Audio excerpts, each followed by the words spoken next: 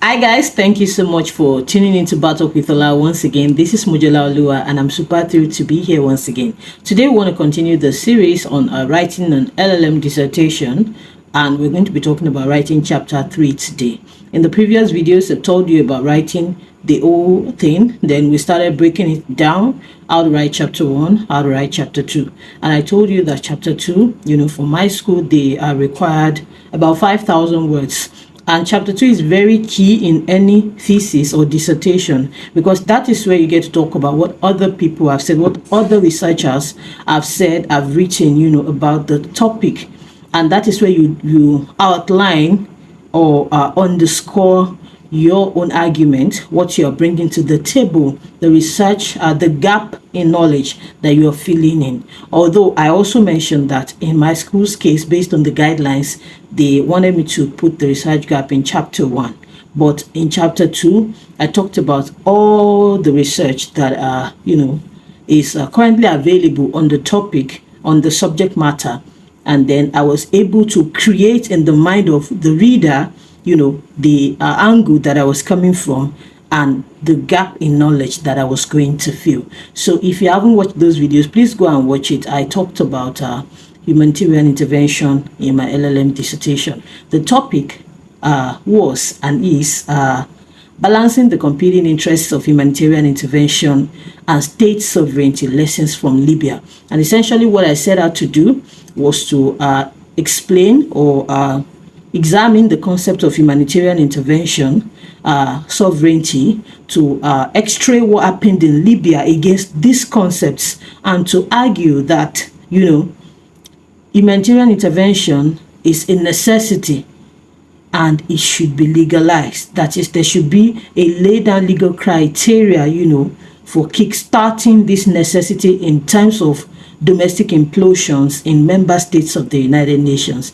And I also argued, I will talk about what I argued in chapter 3 as we go on so that I don't jump the gun. But you should also know, like I've mentioned in previous videos, my school wanted us to do a 4-chapter dissertation. Some schools want 5, some schools want 4. Mine wanted 4, Liverpool John Moores University, United Kingdom. So in chapter 3, I did my analysis and discussion.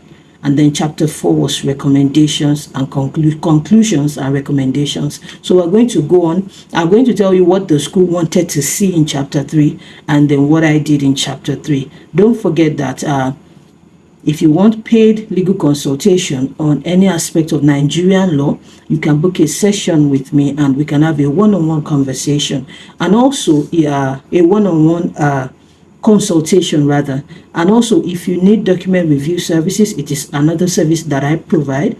I have done a series of videos on the channel about different types of documents, grad school documents, and whatnot. And I am doing one about grad school thesis dissertations, as the case may be now.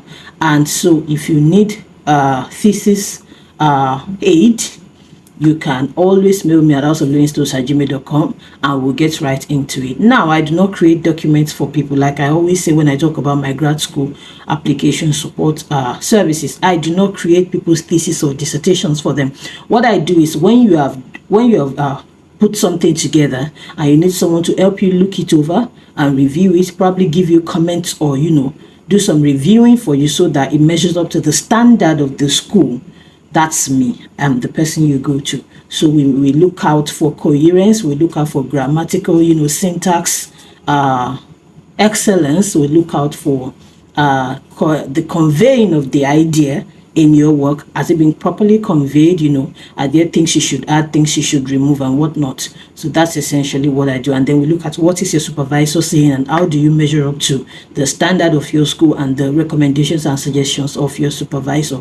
I have done this. I've worked with a few students, and we've always gotten positive results, just like in my grad school application support services. So if you are unclear about any of these things, or if you need services and you want to be certain if it's something that I do or do not do, just shoot me a mail at houseoflearningstores@gmail.com and I'll provide clarity so that we know how to move on from there. I would encourage you to write your LLM dissertation yourself. Very important, because this is an advanced degree. There's no need for you to contract it out or have someone do it for you, because you are coming to the school and saying that, oh, I have something that I want to contribute to the body of knowledge. How shameful would it be if you're not the one doing the contribution? Very important for you to convey. You may get assistance, like I have said, in helping you convey properly, but you should definitely do your work yourself, so that you become a valuable contributor to the academic ecosystem. And who knows, your research might even change the world in no mean way. So let's look at the requirements of my school for chapter 3 now. Discussion and analysis. The school said the main body of the dissertation is where you discuss your material. The literature and evidence you have gathered should be summarized, analyzed, and discussed with specific reference to the problem or issue, engaging in a critical discussion. If your discussion section is lengthy, you might divide it into section headings or subheadings. Your points should be grouped and arranged in an order that is logical and easy to follow. Use headings and subheadings to create a clear structure for your material. Use bullet points to present a series of points in an easy to follow list. As with the whole report, all sources used should be acknowledged and correctly referenced. Remember to use the most credible resources available. We talked about sources in the video we did in chapter 2. So essentially, after chapter 2, you're already crystal clear about what you now want to add to the body of knowledge. So now what you need to do in chapter 3 is to discuss your own ideas, your own perspective to the issue in light of chapter 2. That is the concepts, and the themes that you've explored in chapter 2. In chapter 3, you tie them to your own ideas. You tie them to your own arguments. You tie them to the justifications that you have for or against the concept that you're writing on. So that means that, I've talked about humanitarian intervention. I've talked about the types, unilateral humanitarian intervention. I've talked about authorized humanitarian intervention. I talked about state sovereignty. I talked about what was happening in Gaddafi's Libya, at the time. Now in chapter 3, what did I talk about? Let me look through my chapter 3. In chapter 3, so before I look at what I talked about in chapter 3, essentially what I wanted to argue in chapter 3 was that the humanitarian intervention in Libya was legal. I wanted to defend the position of the United Nations Charter on humanitarian interventions, and to say that even though some provisions are not expressed, there are implied provisions and provisions in the UN Charter that can be interpreted to mean an authorization of the use of force to intervene in a sovereign state where situation warranted or required it. So that is what I did in chapter 3. I justified the legality of the humanitarian intervention that happened in Libya. That's one. Two was that on sovereignty, I wanted to argue that as for Libya was already losing its sovereignty.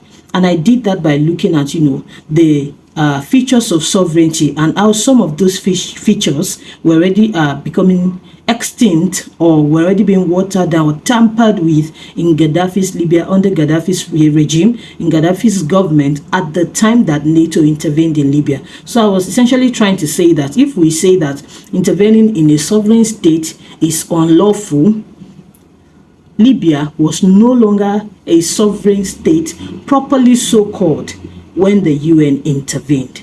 Then 3, I wanted to justify the intervention on the basis of fundamental human rights that need to be protected and enforced, and that must take supremacy above all other things. Now let's see. So what I did was that after these are clear thoughts, things that I wanted to do, so then I now consulted ChatGPT. I've told you that you can do that, not to write your paper for you, because you'll be in a lot of trouble if ChatGPT is writing it for you.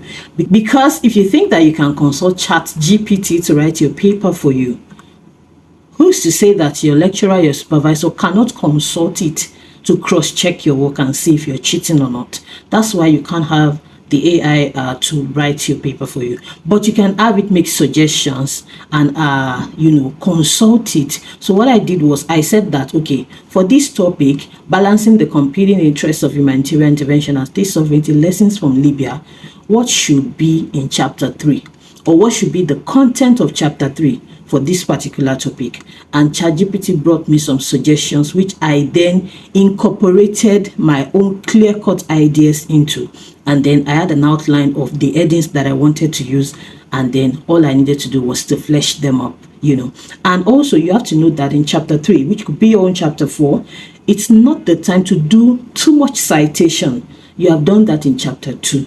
You may cite here and there, of course, because you will be justifying the positions in chapter 2 with what your own position now is in chapter 3. But it should be more about your own mind, the workings of your mind, your perspective, your thoughts on the issue, and not so much about what other people are saying. So it is a place for you to blatantly disagree with what other people have said, or to agree with them completely or to an extent. Chapter 3 or chapter 4, as the case may be, is a blank canvas for you to write your contributions to knowledge. So after putting down my thoughts and consulting AI, this is the clear-cut idea that I had for executing chapter 3. Chapter 3 of the topic, Balancing the Competing Interests of Humanitarian Intervention and State Sovereignty, Lessons from Libya, will focus on the specific case of Libya and the challenges faced in balancing humanitarian intervention and state sovereignty. It will provide an analysis of the events leading up to the intervention, the justifications for the intervention, and the impact on state sovereignty. Additionally, it will explore the lessons learned from the Libyan intervention, including the effectiveness of the intervention, the consequences for the Libyan people, and the implications for the Libyan people, that's regarding their human rights, not their socioeconomic consequences, because that would take you, or that would have taken me way out of the scope of my topic, and the implications for future humanitarian interventions. And that's very important because the end of my topic is lessons for Libya. So whatever I was to discuss in chapter 3, I had to bring out the lessons that the world, the United Nations, will take to guide them in future interventions. So that's what I plan to discuss in chapter 3. Now, what did I actually discuss? Findings and discussions. 3.0 Introduction. And let me read the introduction out. This chapter will examine sovereignty in more detail and argue that humanitarian intervention is in fact a remedy to loss of sovereignty. It will also highlight the Libyan example as a situation in which the power and duty reposed in the government by the people to protect their human rights was misused and therefore transferred, lost to the international community. It will then highlight the lessons that the international community can learn from the Libyan example and pointers for a less controversial and more result-oriented intervention. How marvelous is that? Can you hear my own tone, my own voice? Now, I'm not talking about what other people have said. This is what I want to say now. I want to say that, this intervention, it was right. This intervention was a remedy to sovereignty because at the time of the intervention, sovereignty was already lost. And then I am saying that in Gaddafi's case, he had already lost, he was holding power in trust for the Libyan people. But because he had misused that power, in this particular circumstance and had turned against his people, the power, the responsibility to protect his people that was given to him to hold in trust has now been transferred to the international community to exercise. And that's why they had leeway to come in and intervene. And then I will talk about the lessons that we can learn. So these are the subheadings that I used. 3.1, Balancing the Competing Interests of Humanitarian Intervention and State Sovereignty. So I'm pitching the two ideas against each other now and looking at the divergence and if there's any convergence. And then 2, what really happened in Libya. That's what I'm looking at. Then 3, I'm looking at justifications for the humanitarian intervention in Libya. And these are the justifications that I explored. 3.31, Libya was imploding in real time. So I have about 3 pages on that. Then I said Libya's 3.3.2, Libya's sovereignty was lost or already compromised. I discussed that as well in about over a page. Then I said 3.3.3, the letters and the spirit of resolutions 1970 and 1973. Those two resolutions were the resolutions that the United Nations reached, that culminated in the intervention, in the airstrikes, and in everything that NATO did, in Libya in 2011. And then 3.3.4, I talked about the costlier alternative of non-intervention. And under that subheading, I was arguing that if after all these things that we have said, anyone is still arguing that the intervention should not have taken place, let us look at what could have been, the alternative scenario if the world had folded its hands and NATO had not intervened by UN's authorization. So under that, I looked at instances where NATO did not where the United Nations rather did not intervene, where other nations of the world watched as another nation, a fellow nation, was imploding, was in crisis, and the government was fighting and killing its people, and they didn't do anything. I looked at what happened there and how it panned out, and in the end I was able to defend the position that intervening is better than not intervening. Then 3.4, justification against the humanitarian intervention in Libya. Isn't that cute? So what I did there is that, I'm arguing for, but then I now said, let me argue against, so that we have a balanced, point of view. And then that way, whoever is reading will be able to make an informed decision whether to go with or to go against humanitarian intervention in Libya. So under 3.4, I have these subheadings: 3.4.1, no boots on ground, regime change, and a model intervention. So in that case, I looked at, how the execution of the intervention contravened, the intendment of the United Nations when passing the resolutions. I looked at, how executing it, whether I complied with what the United Nations wanted to do in Libya or not. Then I looked at the fact that the intervention came with the byproduct of a regime change. I looked at whether the United Nations went in to change the government or to save the people, and if they actually went in to save the people, it came with a regime change. Was that a plus or a minus? Then I looked at a model intervention to say that, can we even call this intervention a model intervention, looking at, the post-conflict destabilization of Libya. So I could only look at those things briefly, because that's not where I'm situating my argument. I'm arguing for. So I only argued against briefly. I had about a little over a page of that. And then 3.5, another clear subheading, the lessons from Libya. Lessons from Libya. And then I have here a conclusion, paragraph 3.6. 2 paragraphs for conclusion. So that's what I had in my chapter 3, which is for discussion and analysis. My chapter 3 was 5,884 words. Very important, because that's the crux of my dissertation. So I'm allowed to give the bulk of the word count to that. So I don't want to read everything, because I don't want someone to copy me word for word or verbatim or reproduce my work, because it's going to be published. But I think you get the idea of what you want to do in chapter 3 now. This is your chance to tell us what you really think about the topic, about the concept, and to mirror it against the position of the scholars and researchers as you might have defended or espoused in chapter 2. So that's what chapter 3 is for. Now, let me tell you what my supervisor thought about my chapter 3 before we round this off. That the result and findings chapter is strong, with a good analysis of the different issues. Isn't that lovely? I mean, that's what you want your supervisor to say any day, to say that you had a good analysis, because chapter 3 is essentially about you analyzing the issues that you have brought up for discussion.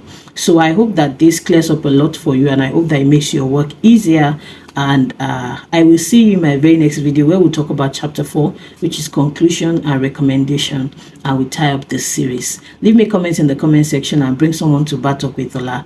Toodles!